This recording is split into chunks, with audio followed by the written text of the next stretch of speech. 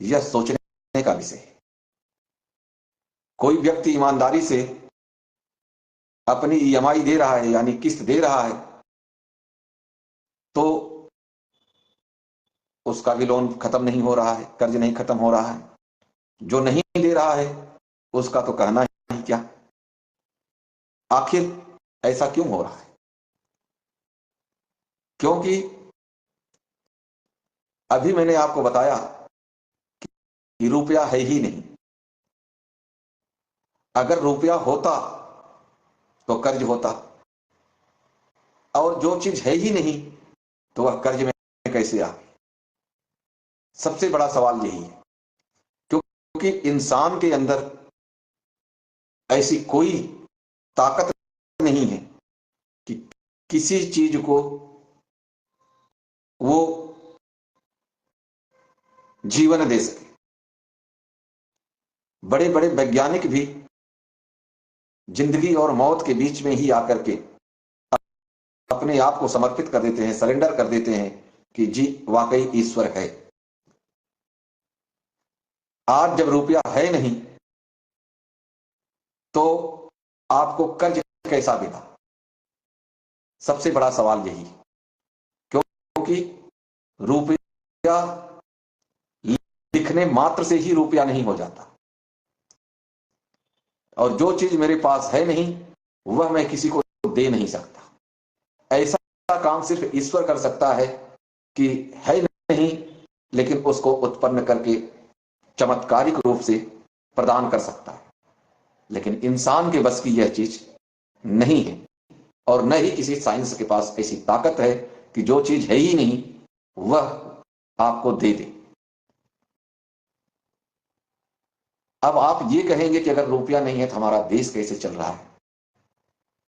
रुपया है नहीं तो लोग कर्जदार कैसे हो रहे? क्योंकि चलन में तो है, हमारे आपके जेब में है। तो दोस्तों आपको बता दूं कि हमारे आपके जो जेब में पैसे हैं वह रुपया नहीं है। और यह डंके की चोट पे कह रहा हूं, रुपया नहीं है तो मतलब नहीं। इसका प्रमाण आपको दिखाता हूं। आप, ये है रुपया, इसको आप देखिए, इस पे लिखा है 1 रुपीज। अंग्रेजी में 1 रुपीज लिखा है और हिंदी में लिखा है 1 रुपया। शब्दों को ध्यान दें, इस पे लिखा है 1 रुपया, इस पे लिखा। और इस कागज को कहते हैं कागजी मुद्रा। अंग्रेजी में इसे पेपर करेंसी कहते हैं। अब इस रुपए में दूसरा क्या लिखा है? Government of India. और सबसे ऊपर देखेंगे तो लिखा है भारत। ये देखिए, इस पे लिखा है भारत। अब अगर आपको कहें कि यह रुपया है तो नहीं, यह 1 रुपए का नोट है और यह भारत सरकार का है। दूसरा आपको दिखाता हूं, यह है 2 रुपए। आप लोगों ने देखा होगा, ये 2 रुपए। इस पर लिखा है रिजर्व बैंक ऑफ इंडिया। इस पर लिखा है रिजर्व बैंक ऑफ इंडिया। अब इस दोनों नोट को कंपेयर करते हैं। इस नोट में भारत सरकार लिखा है, इस पे रिजर्व बैंक ऑफ इंडिया लिखा है। इस पे वित्त मंत्री के हस्ताक्षर और इस पे रिजर्व बैंक के गवर्नर के सिग्नेचर। दूसरा, इसके ऊपर लिखा है 1 रुपया मात्र, और कुछ नहीं लिखा है, 1 रुपया लिखा है। और इस पे लिखा है मैं धारक को 2 रुपए अदा करने का वचन देता हूं। अब सोचने वाली बात यह है, इस पर तो यह लिखा गया कि मैं 2 रुपए अदा करने का वचन देता हूं, तो इस पर भी लिखा जाना चाहिए था कि मैं 1 रुपए अदा करने का वचन देता हूं, लेकिन नहीं लिखा गया। देश एक ही है, करेंसी दो है, आपके सामने है। अभी आपको तीसरी और चौथी करेंसी भी बताता हूं। अब इस 2 रुपए के ऊपर जितने आपको नोट मिलेंगे, सब पे यही लिखा रहेगा कि मैं धारक को 5 रुपए, 10 रुपए, 20 रुपए, 50 रुपए, 100 रुपए, 200 रुपए, 500 रुपए, 2000 रुपए अदा करने का वचन देता। अब आपको दिखाता हूं मैं ये 5 रुपए। देखिए, आप लोगों ने भी देखा होगा ये नोट 5 रुपए का, और आपको दिखा रहा हूं ये आज भी चलन में है, चलन से बाहर नोट नहीं, चलन में है। और एक ये 5 का नोट है, दोनों अलग अलग है, देख लें आप अच्छे से, दोनों नोट अलग अलग है, दोनों का कलर चेंज है, दोनों का नंबर चेंज है, दोनों नोट अलग अलग है। अब इस नोट में भी आपको बताता हूं, इस नोट पर लिखा हुआ है मैं धारक को 5 रुपए अदा करने का वचन देता हूं। अंग्रेजी में लिखा है आई प्रॉमिस टू पे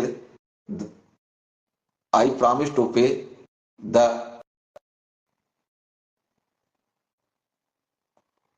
whatever 5 rupees only। इस पे लिखा है I promise to pay the bearer 5 rupees। नीचे हस्ताक्षर किसके? रिजर्व बैंक का, इंडिया के गवर्नर का। इस पर जो लिखा है, इस पर क्या लिखा है? इस पर लिखा है I promise to pay the bearer on demand the sum of 5 rupees at use of any office. यानी आपकी मांग किए जाने पर यह 5 रुपए का नोट दिया जा रहा है, जिसे आप जब चाहें रिजर्व बैंक के किसी कार्यालय का मतलब हो गया किसी भी बैंक में जमा कराकर आप 5 रुपए ले सकते हैं। दूसरा, इस पर जो लिखा गया है I promise to pay the bearer 5 rupees, ये एक वचन पत्र हो गया। इसमें तो ये कहता है कि आप बैंक में जाकर इसका भुगतान ले सकते हैं, लेकिन इसमें सिर्फ और सिर्फ ये कह दिया कि 5 रुपए देने का वचन देता हूं। और इसमें एक और प्लांट है, वो है guaranteed by the central government, प्रत्याभूत केंद्रीय सरकार। आज तक मैंने केंद्रीय सरकार का कोई कार्यालय नहीं देखा। कौन इस नोट का भुगतान करेगा, अदा करेगा, पता नहीं। कार्यालय कहां है? हवा में। अदा कौन करेगा? हवा में। कोई एड्रेस पता कुछ नहीं। अब आपको मजे की बात बताता हूं, यह है आपका असली रुपया। इसको गौर से देखिए, इस पर लिखा है 1 rupees इंडिया, ये। और बैक साइड में आप देखें, इस पे किंग वी जॉर्ज का तस्वीर अंकित है, और सन है 1938, 1938। वजन है 11.664 मिलीग्राम चांदी। मैंने इस सिक्के का वजन कल सोनार की दुकान पे करवा के फिर आपको बताया। जितना बोल रहा हूं इतना एग्जैक्ट है, और यह भी चलन में। दूसरा, यह भी 1 रुपया, यह 1942 का है। इस पर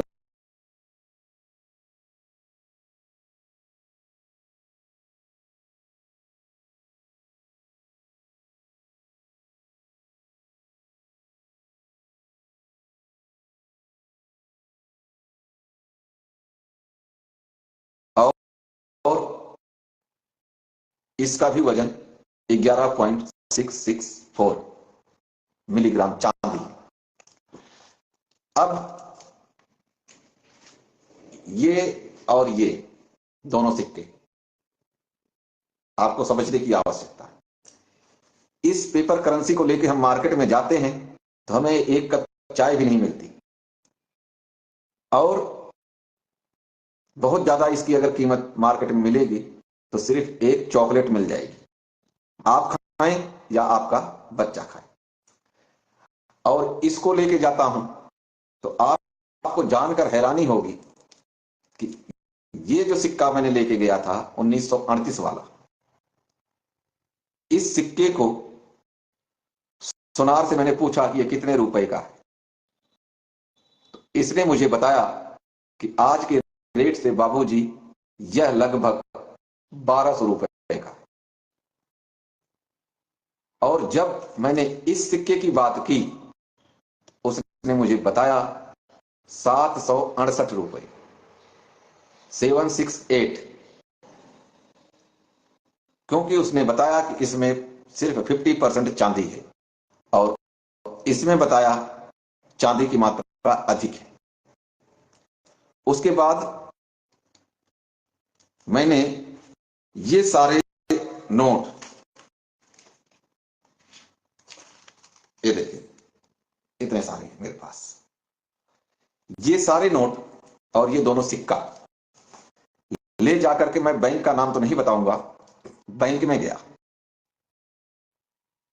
बैंक में जाकर के मैंने एक खेल रचा। मैंने मैनेजर से बात किया कि सर, मेरे दादाजी 5-7 साल पहले स्वर्ग सिधार गए और मुझे ये चीज उनके सूटकेस से, संदूक से, बैग से मिला, और मेरे पास ऐसे कम से कम 20 से 22 सिक्के पड़े हैं और ऐसे नोट मेरे पास बहुत ज्यादा संख्या में पड़े हैं।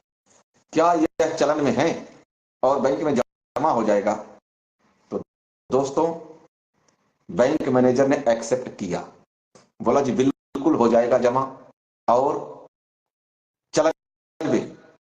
मैंने कहा ठीक है। बोला कितना है? मैं कहा जी गिना नहीं, मैं तो एक एक लेके आ गया आपको दिखाने के लिए। ठीक है जी, चलन में है, आप जब चाहें जमा करा सकते हैं। ठीक है जी। उसके बाद मैंने ये सिक्का निकाला।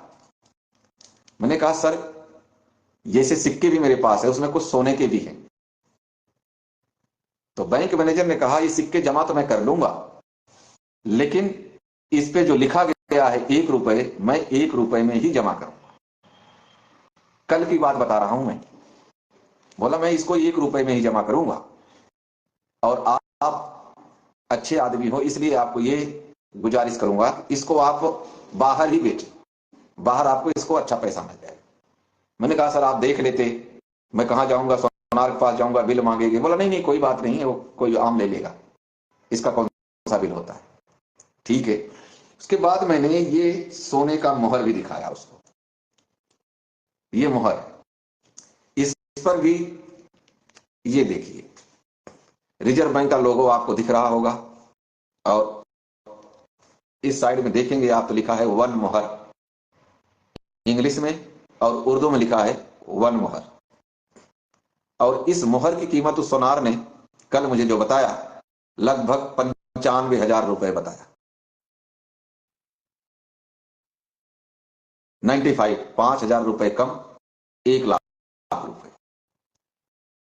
साथ में उसने यह भी कहा कि अगर आप इसको सिक्का बाजार से, ऐसा कुछ बहुत बताया उसने, हालांकि मैंने इंटरेस्ट नहीं लिया, बोला वहां पे इसकी कीमत तकरीबन 3 से 3.25 लाख रुपए आपको मिल सकती है। सोनारों के पास तो यही मिलेगा, और इसका भी वजन 11.664 मिलीग्राम 24 कैरेट गोल्ड है। और जब ये 15 सिक्के हम जमा कराते हैं अकॉर्डिंग टू इस नोट, जिस पे लिखा है कि on demand eight use of any office,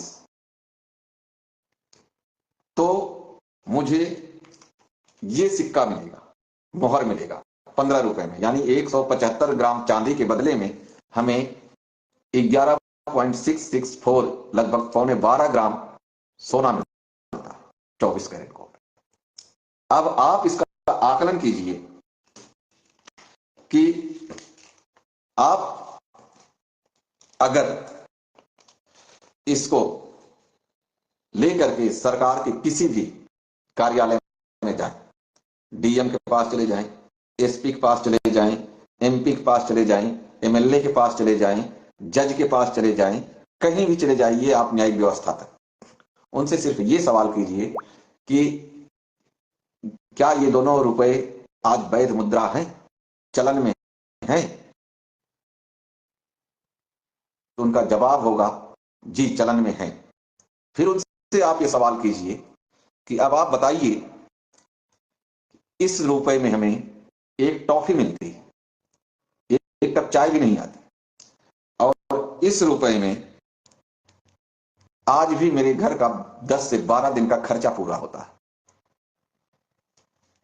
और ये अगर 1942-44 वाला और ये लेके जाते हैं तो इस मुद्रा में अगर हम परचेसिंग करते हैं तो लगभग 10 दिन का खर्चा निकल सके। 10 नहीं तो 5 दिन तो मान ही लो यार, और 5 भी दिन ना मान लो तो इससे 767 गुना परचेसिंग पावर इसकी ज्यादा है, क्योंकि ये 768 रुपए का मुझे बताया, और ये लगभग 1200 रुपए।